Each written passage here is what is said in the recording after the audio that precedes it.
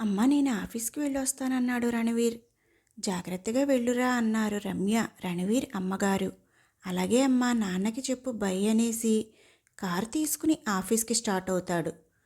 Traffic signal పడడంతో car ఆపి మళ్ళీ స్టార్ట్ చేసి కొంచెం సేపటికి ఫోన్ రాగానే లిఫ్ట్ చేసి హలో వస్తున్నాను స్నేహ అన్నాడు రణవీర్. సడన్గా ఒక అమ్మాయి తన కారు ముందుకు వచ్చి చెయ్యి చాపుతుంది. ఆగమని ఆ అమ్మాయి బ్రేక్ వేసి కారు దిగి హే మెంటల్, నీకు చావడానికి నా కారే దొరికిందా అని గట్టిగా అరుస్తాడు రణవీర్. ఆ అమ్మాయి కుక్కపిల్లని పట్టుకుని భయంగా రణవీర్ వైపు చూస్తుంది.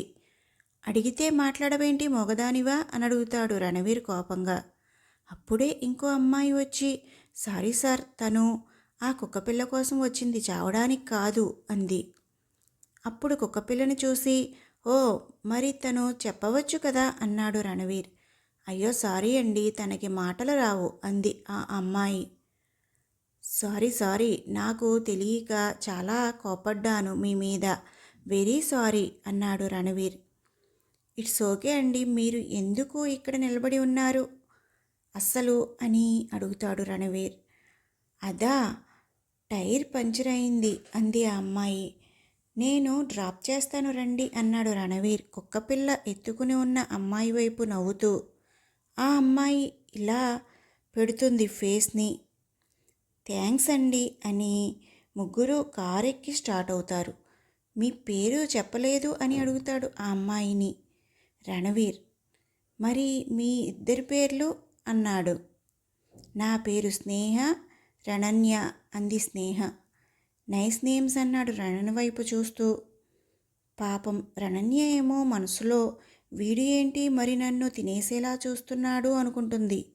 రణవీర్ గారు నన్ను ఇక్కడే దింపేయండి అంది స్నేహ. ఎందుకు అన్నాడు కార్ స్టాప్ చేసి. నేను ఇక్కడే వర్క్ చేసేది.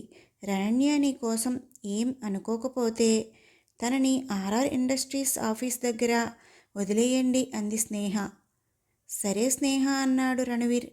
స్నేహ కార్ దిగి తన ఆఫీస్కి వెళ్ళిపోతుంది. స్నేహ దిగగానే కార్ స్టార్ట్ చేసి రణన్య నువ్వు ఎలా ఇంటర్వ్యూ ఇస్తావు అడుగుతాడు రణవీర్. తన ఫోన్ తీసుకుని టైప్ చేసి వాయిస్ రికార్డ్ వినిపిస్తుంది రణన్య.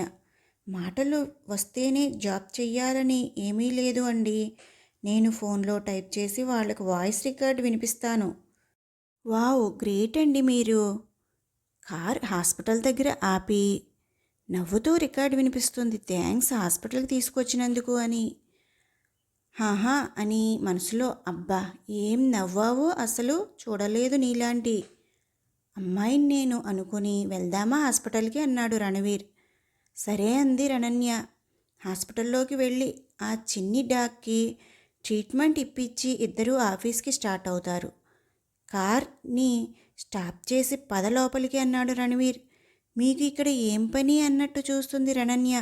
తన చూపులంతా అర్థమయ్యి నేను ఈ కంపెనీ సీఈఓని అన్నాడు రణవీర్. నిజమా అన్నట్టు చూస్తుంది రణన్య. అలా చూడకు, నిజమే అన్నాడు రణవీర్ నవ్వుతూ. రికార్డ్ ఆన్ చేసి సరే పదండి అంది రణన్య. సరే అని ఆఫీస్లోకి వెళ్ళి డైరెక్ట్గా రణవీర్ ఛాంబర్లోకి వెళ్ళి తన సీట్లో కూర్చుని నువ్వు అక్కడ కూర్చో అన్నాడు నవ్వుతూ.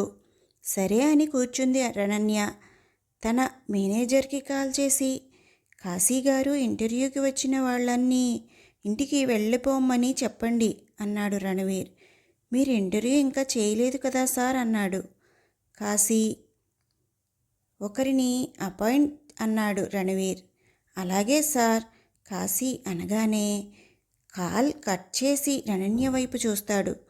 తను ఏమో రణవీర్ వైపు విచిత్రంగా చూస్తూ ఎవరా అని ఆలోచిస్తూ ఉంటుంది.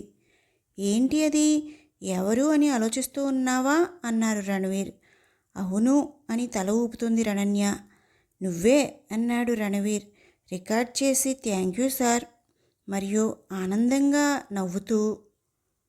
సరే లే, టైంకి రావాలి, నా పర్సనల్ వారీస్ అన్నీ నువ్వే చూసుకోవాలి అన్నారు రికార్డ్ చేసి. డెఫినెట్గా. నెక్స్ట్ డే రణవీర్ రాకముందే ఆఫీస్కి వచ్చి రణవీర్ కోసం వెయిట్ చేస్తుంది రణన్య. 9:30కి రణవీర్ ఆఫీస్కి వస్తాడు. రణవీర్ని చూడగానే స్మైల్ ఇస్తుంది రణన్య గుడ్ మార్నింగ్ అన్నట్టు.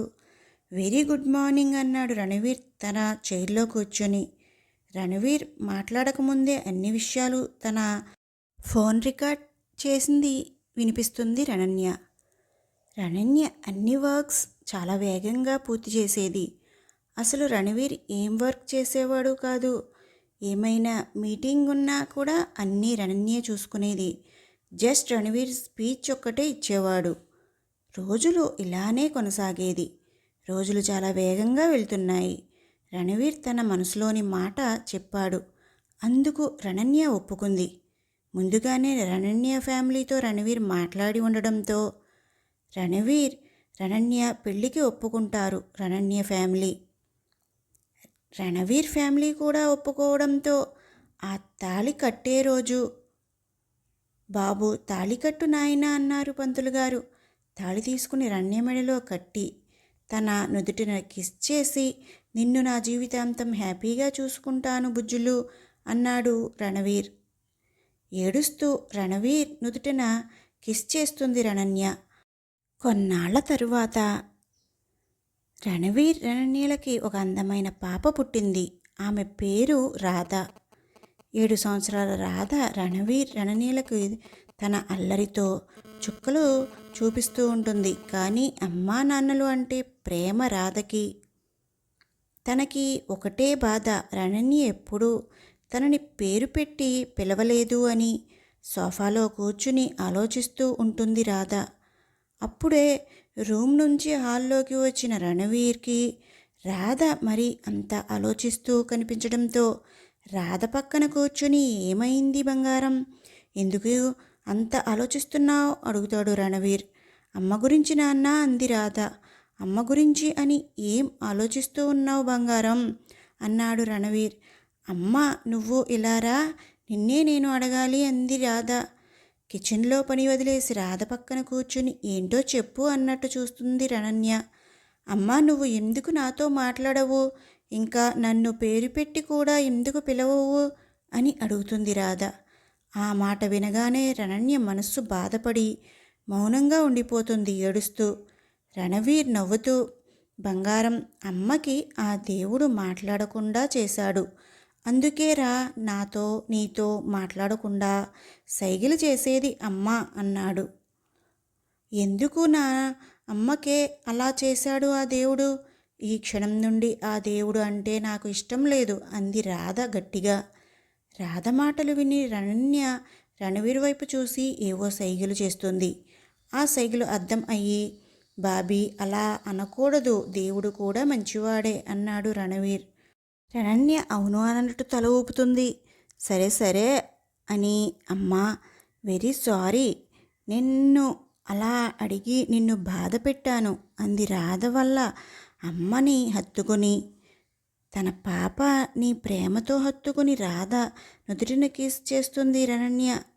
రాధ కూడా రణన్య నుదుటిన కిస్ చేసి నీ మాటలు లేకున్నా నీ స్పర్శ నీ ప్రేమ నాకు చాలు మమ్మీ అంది రాధ. ఆ మాట అనగానే రణవీర్ వైపు చూసి నవ్వుతూ సేమ్ నీలానే చెప్పింది కదా అంది సైగ చేస్తూ. రణవీర్ కూడా నవ్వుతూ అవును అన్నాడు. తన అమ్మా నాన్నకి ఎందుకు నవ్వుతున్నారో అర్థం కాక ఎందుకు ఇద్దరు నవ్వుతున్నారు అంది రాధ. 8 years బ్యాక్ ఇదే మాట నేను మీ మమ్మీతో చెప్పాను అన్నాడు రణవీర్ రాధని హత్తుకుని. అవునా అని నవ్వుతూ అచ్చం నీ పోలికే నాన్న నేను అంది రాధ. నిజమే అన్నట్టు సైగ చేస్తుంది రణన్య రాధని ముద్దు చేసి.